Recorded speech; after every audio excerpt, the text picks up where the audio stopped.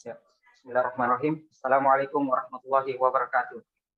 Waalaikumsalam warahmatullahi wabarakatuh.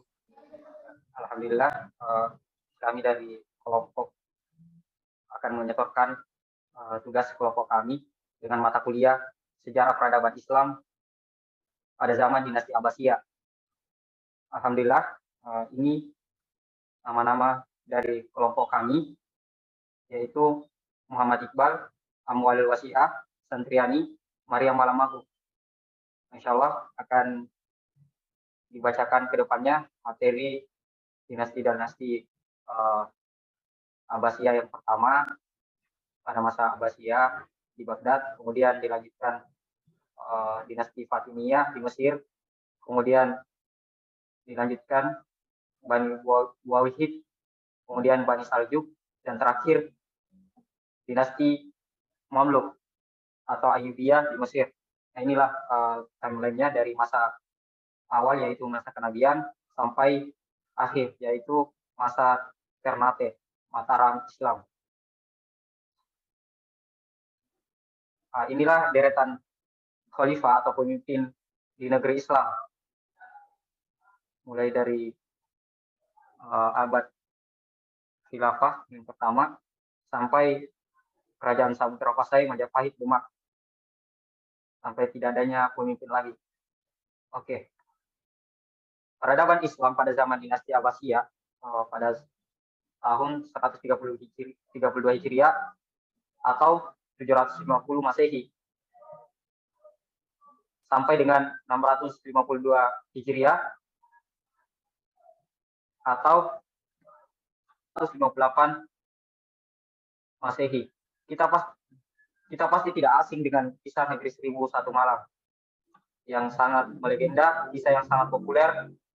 Ini berasal dari sebuah kota yang bernama Baghdad, ibu kota negara Irak saat ini.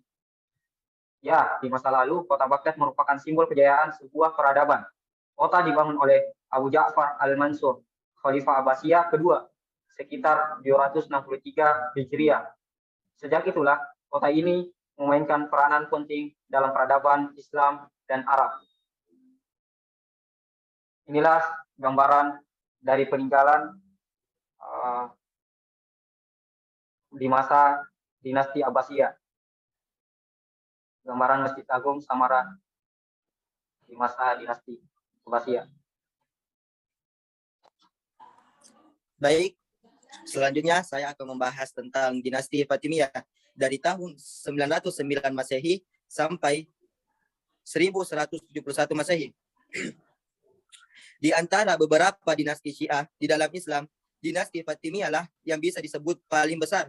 Kemelut dalam lingkungan Daulat Fatimiyah 909 Masehi sampai 1171 Masehi. Di Mesir itu memuncak pada tahun 556 Hijriah atau 1161 Masehi sampai kepada tumbang pada tahun 567 Hijriah atau 1171 Masehi.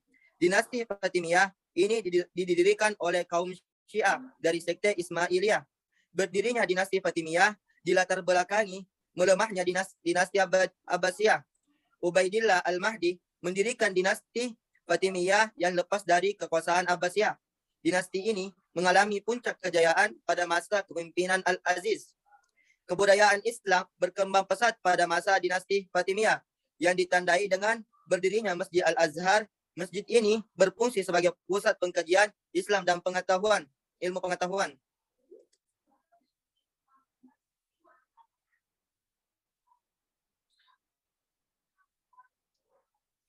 Adapun salah satu contoh dari peninggalan dinasti Fatimiyah adalah Masjid Al-Azhar. Masjid Al-Azhar adalah masjid pertama yang dibangun di kota Kairo oleh Panglima Johar. Hal itu langsung dilakukan setelah mereka mendirikan markas kerajaan mereka yang baru. Kota Kairo didirikan pada Jumadil Ula tahun 259 Hijriah atau Maret 873 Masehi. Sedangkan Al-Azhar didirikan pada Ramadan 361 Hijriah atau Juni 875 Masehi. Masjid ini langsung dipergunakan untuk sholat Di masjid ini dibangun sebelah tenggara kota Kairo, dekat dengan istana antara daerah Ad-Dailam sebelah timur dan At-Tur sebelah selatan. Adapun raja-raja yang memimpin pada dinasti Fatimiyah. Yang pertama adalah Al-Mahdi yang memimpin dari tahun 909 Masehi sampai 934 Masehi.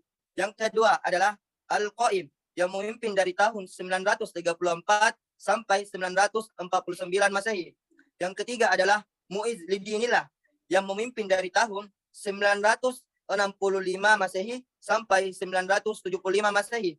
Dan yang keempat adalah Al-Aziz yang memimpin dari tahun 975 Masehi sampai 996 Masehi. Yang kelima adalah Al-Hakim yang memimpin dari tahun 996 sampai tahun 1021 Masehi. Yang keenam adalah Az-Zahir yang memimpin dari tahun 1021 Masehi sampai 1036 Masehi. Yang ketujuh adalah Al-Muntasir yang memimpin dari tahun 1036 Masehi sampai tahun 1094 Masehi. Dan yang kedelapan adalah Al-Musta'li yang memimpin dari tahun 1095 sampai tahun 1101 Masehi. Selanjutnya, insyaallah akan disambung oleh saudara kita Muhammad Iqbal. Ya. Masa dinasti Buwaihi pada tahun 945 Masehi sampai dengan 1055 Masehi. Prof. K. Ali dalam bukunya A Study of Islamic History menjelaskan asal mula Bani Buwaihi hingga memperoleh kesempatan untuk berkuasa di Baghdad. Bahwa tampilnya Bani Buwaihi dari keturunan Persia itu bermula dari 3 putra Zuza Buwaihi. Yang pertama Ali bin Buwaihi, yang kedua Hasan bin Buwaihi, dan yang ketiga Ahmad bin Buwaihi. Untuk mengatasi problem kemiskinannya, maka keluarga dari dalam ini memasuki dinas kemiliteran di negerinya. Prestasi mereka sangat menonjol, sehingga salah satunya Ali diangkat menjadi gubernur, dan kedua saudaranya diberi juga kekuasaan yang tinggi. Nah, inilah salah satu gambaran dari sejarah peninggalan dinasti Buwaihi, tepatnya di kota Baghdad. Kemudian Gubernur Ali melakukan ke Persia, dan setelah Raja Mardawi yang mempercayainya itu meninggal, ia berusaha meminta legitimasi kekuasaannya kepada Khalifah Bani Abbas, dan keturunannya Buwaihi mendapat kedudukan penting di sana. Selanjutnya, Ali dengan keluarga Buwaihi itu mengadakan ekspansi ke Irak, Ahwaz, dan Wazid. Dari sinilah pasukan Buwaihi dengan mudah memasuki pusat pemerintahan Bani Abbas. Perjalanan dinasti Buwaihi dapat dibagi dalam 2 periode. Periode pertama merupakan periode pertumbuhan dan konsolidasi, sedangkan periode kedua adalah periode defensif, khususnya di wilayah Irak dan Iran Tengah. Dinasti Buwaihi mengalami perkembangan pesat ketika dinasti Abbasiyah di Baghdad mulai melemah. Setelah Mutawakkil meninggal, Khalifah penerusnya ibarat boneka karena kelemahannya. Sedang yang berkuasa sebenarnya adalah pengawal Khalifah dari Turki. Untuk menghindari tekanan dari Turki itu, Al-Mustakfi meminta bantuan kepada Kesultanan Buwaihi, Ahmad. Akhirnya dikabulkan dan kemudian berhasil mendepak Turki dari Baghdad. Sebagai hadiah, Ahmad diangkat menjadi Sultan gelar Mu'izz al-Daulah, lalu memindahkan kekuasaan dari Ziraj ke Baghdad. Sejak saat itu, para khalifah tunduk pada Bani Buwaihi. Insya Allah akan dilanjutkan oleh saudara Satriani. Selanjutnya, dinasti Saljuk pada tahun 1077 sampai 1307. Saljuk adalah nama keluarga keturunan Saljuk bin Dukak atau Tukak dari suku bangsa Gus dari Turki yang menguasai Asia Barat Daya pada abad ke-11 dan akhirnya mendirikan sebuah kekaisaran yang meliputi kawasan Mesopotamia, Suriah, Palestina, dan sebagian besar Iran. Wilayah kekuasaan mereka yang demikian luas menandai awal kekuasaan suku bangsa Turki di kawasan Timur Tengah hingga abad ke-13. Ini adalah salah satu gambar sejarah masa puncak kejayaan Saljuk, Rom, dan monumen arsitektur yang terletak di kota Roman Persia. Selanjutnya, dinasti Saljuk dibagi menjadi 5 cabang, yaitu Saljuk Iran, Saljuk Irak, Saljuk Kirman, Saljuk Asia Kecil, dan Saljuk Suriah. Dinasti Saljuk didirikan oleh Saljuk bin Dukak dari suku bangsa Gus. Akan tetapi, tokoh yang dipandang sebagai pendiri dinasti Saljuk yang sebenarnya adalah Tugril Bek. Ia berhasil memperluas wilayah kekuasaan dinasti Saljuk dan mendapat pengakuan dari dinasti Abbasiyah. Setelah Saljuk bin Tukak meninggal, kepemimpinan Bani Saljuk dipimpin oleh Israil ibnu Saljuk yang juga dikenal dengan nama Arslan. Pada masa ini, wilayah kekuasaan Bani Saljuk sudah semakin luas hingga daerah Nur Bukhara, Nur Attah, dan sekitar Samarkand. Setelah itu diteruskan oleh Mikail, sedangkan ketika itu dinasti Ghaznawiyah dipimpin oleh Sultan Mahmud. Karena kelicikan penguasaan Ghaznawiyah, kedua pemimpin dinasti Saljuk ini ditangkap dan dibunuh sehingga mengakibatkan lemahnya kekuasaan Saljuk. Dinasti Saljuk melemah setelah para pemimpinnya meninggal atau ditaklukkan oleh bangsa lain.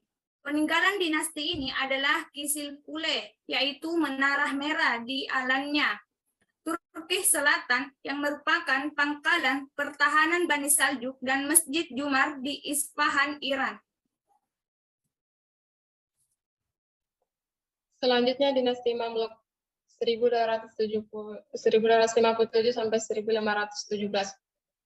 Dinasti Mamluk didirikan oleh para budak. Mereka pada mulanya adalah orang-orang yang ditawan oleh penguasa dinasti Ayyubiyah sebagai budak. Kemudian dididik dan dijadikan tentaranya.